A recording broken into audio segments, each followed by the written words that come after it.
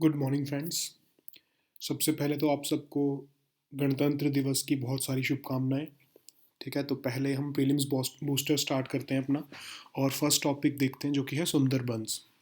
तो सुंदरबंस जो है, अभी एक रिसेंटली रिपोर्ट निकली है जूलॉजिकल सर्वे ऑफ इंडिया की। तो वो कह रहे हैं कि उसमें सुंदरबंस में 428 स्पीशीज़ ऑफ बर्ड्स जो हैं वो पाई गई हैं। ठीक है, तो it is a home to 428 species of birds. ठीक है, तो रिपोर्ट का नाम क्या है?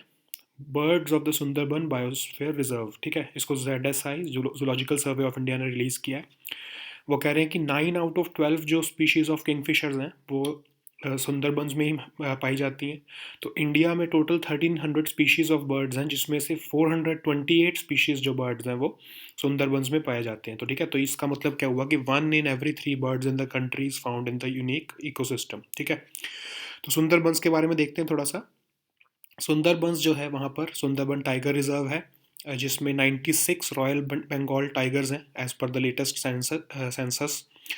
हंड्रेड्स ऑफ आइलैंड्स हैं, नेटवर्क ऑफ रिवर्स हैं, ट्रिब्यूटरीज, क्रीक्स, डेल्टा हैं गंगा एंड ब्रह्मपुत्रा के। सुंदरबन जो है हमारे जो बंगाल वाला रीजन है वहाँ पर जो है लोकेटेड है, बंगाल और बांग्लादेश के पास। तो इसमें 60% ऑफ कंट्री के टोटल मैंग्रोव फॉरेस्ट जो है वो अब सुंदरबंस में ही है। सुंदरबन जो है हमारी 27th रामसर वेटलैंड साइट है। Indian Sundarban is also a UNESCO world heritage site. तो एक बहुत ही ज़्यादा फेमस, एक बहुत ही यूनिक एरिया है हमारे इंडिया के पास जो कि सुंदरबंस है। ठीक है, जूलॉजिकल सर्वे ऑफ इंडिया देख लेते हैं। तो ये क्या है, एक एपेक्स ऑर्गेनाइजेशन है ऑन एनिमल टेक्सोनॉमी। टेक्सोनॉमी क्या होता है? क्लासिफिकेशन करना, मतलब एनिमल्स की क्लासीफाई करने का काम जूलॉजिकल सर्वे ऑफ इंडिया करता है। सर्वे करता है, एक्सप्लोरेशन करता है, रिसर्च करता है, डॉक्यूमेंट करता है various aspects of animal taxonomy को।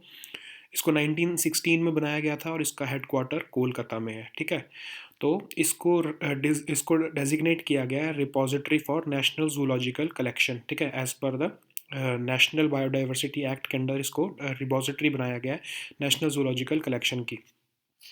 ठीक है, तो नेक्स्ट टॉपिक हम देखते हैं BBV154। अब ये भारत बायोटेक है, उनकी एक इंट्रानेसल वैक्सीन आई है। उन्होंने अभी तक सिर्फ इसके एनिमल ट्रायल किए हैं, उसके ह्यूमन ट्रायल्स होने शुरू हो रहे वाले हैं। ठीक है, तो ये इंट्रानेसल वैक्सीन है। अब इंट्रानेसल वैक्सीन क्या होती है? जनरली आपको पता है वैक्सीन को तो हमको इंजेक्शन के थ्रू लगाया जाता है, बट इंट्रानेसल वैक्सीन जो होती है उसको आपको नाक के थ्रू, आपके नोज़ के थ्रू उसको इनहेल कराया जाता है। ठीक है, तो ये एक इसका फ़ायदा ये होता है कि अभी तक इसका नुकसान आपको पहले बताता हूँ कि अभी तक ऐसी कोई ख़ास वैक्सीन जो है वो बनी नहीं है जो कि नोज़ के थ्रू जो है वो आपको इनहेल करा के उसको दिया जा सके। ठीक है, सिर्फ बहुत कम फ्लू शॉट्स हैं ऐसे जो अभी तक सक्सेसफुली बनाए गए हैं अभी तक ऐसे। ठीक है, तो इसके लिए बहुत इशू है। तो लेकिन इसके बेनिफिट्स क्या हैं कि बहुत सारे इम्यून सेल्स जो हमारे नोज़ में होते हैं, उनके जो टिश्यूज़, जो हमारे नोज़ में जो टिश्यूज़ होते हैं और जो हमारे लंग्स में जो टिश्यूज़ होते हैं, अगर हम नोज़ के थ्रू ये वैक्सीन देंगे तो जो हमारे टिश्यूज़ की लाइनिंग पे बहुत सारे हमारे इम्यून सेल्स होते हैं, उन सबको भी टैप कर लेगी ये वैक्सीन, तो ये ज़्यादा कारगर होगी। ठीक है, हमको सिरिंजेस नहीं ऑर्गेनाइज करनी पड़ेंगी, नीडल्स नहीं ऑर्गेनाइज करनी पड़ेंगी, और अल्कोहल स्वैब्स नहीं ऑर्गेनाइज करनी पड़ेंगी। हमको एक तरह से सिर्फ आपको इनहेल कराना है जो पेशेंट है उसको, और वो वैक्सीन जो है वो एडमिनिस्टर की जा सकती है। ठीक है, तो ये नॉन इन्वेजिव एक तरह से वैक्सीन है। इसमें नीडल्स की ज़रूरत नहीं पड़ती, जैसा मैंने आपको बताया, तो इंजरी भी नहीं हो सकती इसमें, और बहुत इजीली इसको हम एडमिनिस्टर कर सकते हैं किसी भी पर्सन को। एक सबसे बड़ा इसका बेनिफिट क्या है कि जो ये भारत बायोटेक वाली वैक्सीन है ये सिंगल डोज वैक्सीन है। आपने सुना होगा कोविशील्ड और जो हमारी कोवैक्सीन, दोनों, जो कोवैक्सीन भी भारत बायोटेक ने बनाई है, लेकिन ये इंजेक्टेबल जो वैक्सीन हैं ये दोनों ही 2 डोज वैक्सीन हैं, इनकी 2 डोज लगने वाली है। लेकिन जो ये इंट्रानेसल वैक्सीन जो बनाई जा रही है ये सिर्फ सिंगल डोज है। ठीक है, इसको कंपनी ने कहा है कि इसकी मैन्युफैक्चरिंग भी वो बहुत ज़्यादा आराम से कर सकते हैं, और इसकी स्केल अप मैन्युफैक्चरिंग जो है, इसकी मैन्युफैक्चरिंग को स्केल अप आराम से किया जा सकता है, और कंपनी ने कहा है कि वो 1 बिलियन वैक्सीन तक बनाने के लिए कैपेबल है। ठीक है, अब इसको बनाया कैसे जाता है? इसको लाइव वीकेंड वायरस से बनाया जाता है, लेकिन ये आज तक कभी भी कोई भी इंट्रानेशनल वैक्सीन जो है वो क्लिनिकल ट्रायल जो है वो क्लियर नहीं कर पाई है, ठीक है। अब live attenuated influenza flu vaccine, अब ये अटेन्यूएटेड क्या होता है कि वीक किया हुआ है इन्फ्लुएंजा जो फ्लू इन्फ्लुएंजा वायरस को, तो उसके थ्रू ही बनाया जाता है। जैसे कोविशील्ड ने क्या किया है कि एक एडिनो वायरस होता है जो चिंपैंजी को होता है, तो उसी को ही उन्होंने बहुत वीक कर दिया, उसको उसके इफेक्ट को रिड्यूस करके हमारे को वो कोविशील्ड वैक्सीन बना के दे रहे हैं, जिससे कि कोरोना के खिलाफ जो है एंटीबॉडीज़ प्रोड्यूस हो जाएंगी हमारी बॉडी में, ठीक है। तो कोविशील्ड वही यूज़ कर रहा है, सेम जो है सेम फार्मूला जो है वो भारत बायोटेक जो है उसको यूज़ करेगी, लेकिन वो इंट्रानेसल वैक्सीन के लिए यूज़ करेगी, ठीक है। और इसकी में सबसे बड़ा फ़ायदा क्या होता है कि इसमें जो अमाउंट जो देनी होती है वन शॉट में, वो भी बहुत कम होती है, क्योंकि हम जो है एज़ कम्पेयर टू जो हम इंजेक्शन लगा रहे हैं, जो इंजेक्शन के थ्रू वैक्सीन दे रहे हैं, जो हम नोज़ के थ्रू जो वैक्सीन हमको इनहेल करवानी है, उसमें बहुत कम क्वांटिटी ऑफ वैक्सीन की जो ज़रूरत पड़ती है, ठीक है। चलो नेक्स्ट टॉपिक देखते हैं, जो कि है एमफेक्स 21। तो ये एक tri service joint amphibious exercise है, जिसमें इंडियन नेवी, इंडियन आर्मी और इंडियन एयरफोर्स तीनों ने पार्टिसिपेट किया, और ये अभी Andaman Nicobar group of islands में हुई है। तो naval ships, amphibious troops of Indian army और बहुत सारे एयरक्राफ्ट ऑफ एयरफोर्स ने इसमें पार्टिसिपेट किया। ऑपरेशनल सिनर्जी बनाने के लिए और जॉइंट वॉर फाइटिंग कैपेबिलिटीज़ जो है उसको तीनों सर्विसेज के बीच में बनाने के लिए, रखने के लिए हमने इसको एक्सरसाइज को कंडक्ट किया। मैरीटाइम ऑपरेशंस किए गए इसमें, amphibious assault ships, surveillance platforms, maritime air strikes और कॉम्प्लेक्स मैन्यूवर्स एट सी, इन सबको कंडक्ट किया गया ताकि हम जॉइंट वॉर फाइटिंग जो है कैपेबिलिटीज़ अपनी बढ़ा सके, ठीक है। तो जो हमारी एक्सरसाइज अभी कवच हमने देखा था 1-2 दिन पहले, वो भी इसी का ही एक पार्ट थी, ठीक है। चलो नेक्स्ट टॉपिक देखते हैं, जो कि है द ग्रेट रीसेट। तो ये भी सी राजमोहन जी हैं, उन्होंने एक आर्टिकल लिखा था इंडियन एक्सप्रेस में, तो उसके ऊपर ही है ये द ग्रेट रीसेट। एक हमारा इस बार का वर्ल्ड इकोनॉमिक फोरम का जो मीटिंग हो रही है डेवोस में, उसका है थीम है ये द ग्रेट रीसेट। तो ये द ग्रेट रीसेट किस चीज़ का रीसेट की बात कर रहे हैं, वो कर रहे हैं कैपिटलिज्म की, ठीक है। तो वो क्या कह रहे हैं, जो हमारे वर्ल्ड इकोनॉमिक फोरम के जो एग्जीक्यूटिव चेयरमैन है, क्लॉस श्वाब उनका नाम है, तो वो कह रहे हैं कि वर्ल्ड इकोनॉमी जो है वो एक बहुत ट्रबलिंग फेज से जा रही है, क्योंकि पेंडेमिक के जो बहुत ज़्यादा डिवास्टेटिंग इफेक्ट्स हुए हैं हमारी ग्लोबल सोसाइटी पे, फिर टेक्नोलॉजिकल रेवोल्यूशन भी बहुत जल्दी आया है, और जो क्लाइमेट चेंज है उसकी वजह से भी हमारी इकोनॉमी जो है उसको बहुत नुकसान हो रहा है, ठीक है। तो वो कह रहे हैं कि सबको, चाहे वो कोई भी कंट्री हो, चाहे यूएस हो, चाहे चाइना हो, चाहे कोई भी इंडस्ट्री हो, चाहे ऑयल गैस इंडस्ट्री हो, चाहे टेक्नोलॉजिकल इंडस्ट्री हो, उन सबको जो है ट्रांसफॉर्म करने में हेल्प करना पड़ेगा और सबको पार्टिसिपेट करना पड़ेगा। तो हमको एक ग्रेट रीसेट करना है कैपिटलिज्म का, ठीक है।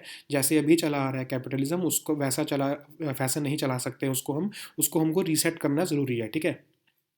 तो डिस्कशंस किन चीज़ों पर, किन बातों पर जो है डिस्कशंस होने वाली है वहाँ पर।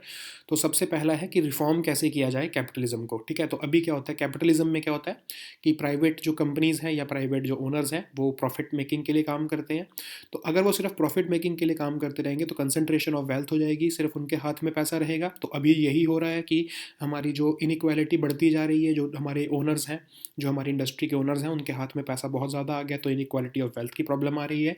तो वो कह रहे हैं कि कैपिटलिज्म को रिफॉर्म करना ज़रूरी है ताकि स्टेक होल्डर कैपिटलिज्म आ सके। अब स्टेक होल्डर कैपिटलिज्म क्या होता है कि जो ओनर्स हैं उनको अपनी जिम्मेदारी समझनी पड़ेगी, उनकी एम्प्लॉयज़ की तरफ भी कुछ जिम्मेदारी है, सोसाइटी की तरफ भी जिम्मेदारी है, इन्वायरमेंट की तरफ भी जिम्मेदारी है, और कंट्री की तरफ भी जिम्मेदारी है, ठीक है। तो स्टेक होल्डर कैपिटलिज्म को प्रमोट करने की ज़रूरत है कि yes, you may go ahead with capitalism, आप प्रॉफिट मेकिंग के लिए काम करो, लेकिन आपको डिस्ट्रीब्यूशन ऑफ वेल्थ भी करना पड़ेगा, ठीक है। फिर जो है डीपनिंग क्लाइमेट क्राइसिस जो हमारा बढ़ता जा रहा है उसके बारे में बात करने की जो है वो एक डिस्कशन होगी हमारी द ग्रेट रीसेट में। थर्ड जो है कि कैपिटलिज्म जब से लिबरलाइजेशन आया है 1990s से, जब से लिबरलाइजेशन जो कैपिटलिज्म की बात हुई है, ग्लोबलाइजेशन की बात हुई है, तब सब कंट्रीज़ जो हैं वो और सब इंडस्ट्रीज़ एक दूसरे के साथ compete कर रही हैं, ठीक है। तो जब सब एक दूसरे के साथ compete कर रही हैं, तो हम ग्लोबल कोऑपरेशन कैसे बनाएं, उस कंपटीशन को थोड़ा सा कम करने के लिए कैसे हम ग्लोबल कोऑपरेशन बनाएं, इसके ऊपर भी बात की जाएगी, ठीक है। लेकिन कंट्रोवर्सी क्या हो रही है कि जो राइट विंग वाले हैं, जो राइट विंग के अप्रोच वाले हैं, जो कैपिटलिज्म को में विश्वास रखते हैं, वो कहते हैं कि ये जो डिस्कशन हो रही है ये एक क्लेवर मोटिव है हमारी पूरी सोसाइटी के ऊपर सोशलिज्म के जो हमारे प्रिंसिपल्स हैं वो थोपने की एक तरह से बात की जा रही है। और जो लेफ्ट विंग वाले हैं, जो कि सोशलिज्म वाले हैं, वो सोशलिज्म वाले कह रहे हैं कि नहीं, ये कैपिटलिज्म की ही एक चाल है, बस अपने ही कैपिटलिज्म के अंदर थोड़े थोड़े रिफॉर्म ला के कैपिटलिज्म को बना के कैसे रखा जाए, ये क्योंकि इस टाइम कैपिटलिज्म क्राइसिस में है, कैपिटलिज्म की वजह से ही सारी प्रॉब्लम्स आई हैं, तो कैपिटलिज्म इंटरनल रिफॉर्म चाहता है ताकि सोशलिज्म ना आ पाए। ठीक है, तो ये एक दूसरे के ऊपर ही ब्लेम लगा रहे हैं, यही कंट्रोवर्सी चल रही है। अब इंडिया भी इसके अंदर एक पार्टिसिपेट करने वाला है। ठीक है, अब हम देखते हैं वर्ल्ड इकोनॉमिक फोरम है क्या। ठीक है, ये 1971 में क्लॉस श्वाब जो थे, वो इसके फाउंडर थे, उन्होंने बनाया था। इसका नाम था यूरोपियन मैनेजमेंट फोरम, और इसका नाम 1987 में चेंज करके वर्ल्ड इकोनॉमिक फोरम कर दिया गया। ताकि, और ये किस लिए ऑर्गेनाइज किया जाता है, ताकि जो है हम इंटरनेशनल कॉन्फ्लिक्ट्स हैं उनको रिजॉल्व कर सकें। ठीक है, इसके अंदर जो वर्ल्ड के सबसे जो लार्जेस्ट कंपनीज़ हैं उनके सीईओज आते हैं, फिर जो हमारे हेड्स ऑफ स्टेट्स आते हैं गवर्नमेंट्स के, जैसे हमारे जो प्राइम मिनिस्टर भी इसमें पार्टिसिपेट करेंगे। अभी रिसेंटली इसमें चाइनीज़ प्रेसिडेंट ने ओपनिंग इसमें एक तरह से स्टेटमेंट दिया है। ठीक है, ओपनिंग जो एड्रेस दिया है वो चाइनीज़ प्रेसिडेंट ने दिया, तो इसमें हेड्स ऑफ स्टेट्स भी आते हैं और एक दूसरे के साथ बिजनेसेस मीट करते हैं, बायलैटरल मीटिंग्स करते हैं, ताकि एक तरह से खासकर ये एक नेटवर्किंग इवेंट है जिसमें एक दूसरे के साथ उनको बात करने का मौका मिलता है और इश्यूज़ जितने भी हमारे हैं वो रिजॉल्व करने के लिए उसके ऊपर बात की जाती है। ठीक है, तो ये कुछ रिपोर्ट्स भी एक तरह से पब्लिश करता है हमारा वर्ल्ड इकोनॉमिक फोरम। आपको पता ही होगा, the global competitiveness report, the global risk report, global gender gap report, ये ऐसी बहुत सारी रिपोर्ट्स हैं, और भी बहुत सारी हैं, बट ये रिपोर्ट्स जो हैं बहुत फेमस हैं इनकी। तो ये रिपोर्ट्स जो है वो पब्लिश करता है वर्ल्ड इकोनॉमिक फोरम। ठीक है, तो ये हमारे आज के टॉपिक्स थे, इसके ऊपर आप MCQs कर लेना। ये इसमें एक आर्टिकल है एग्रीकल्चर क्रेडिट, ये हमारे पंजाब जो हैं उनके एक बहुत बड़े एग्रीकल्चर के जो हैं एग्रीकल्चर रिसर्च के ऊपर काम कर रहे हैं पंजाब गवर्नमेंट में, उन्होंने लिखा है, एक तरह से इकोनॉमिस्ट हैं वो, तो वो बहुत अच्छा आर्टिकल है, इसको आप पढ़ लेना, बहुत अच्छा आर्टिकल है, इसको प्लीज़ आप पढ़ना, ये हिंदू में आया था। तो अ, ये हमारे आज के टॉपिक्स थे। We'll meet next time with new topics, until then good bye and take care.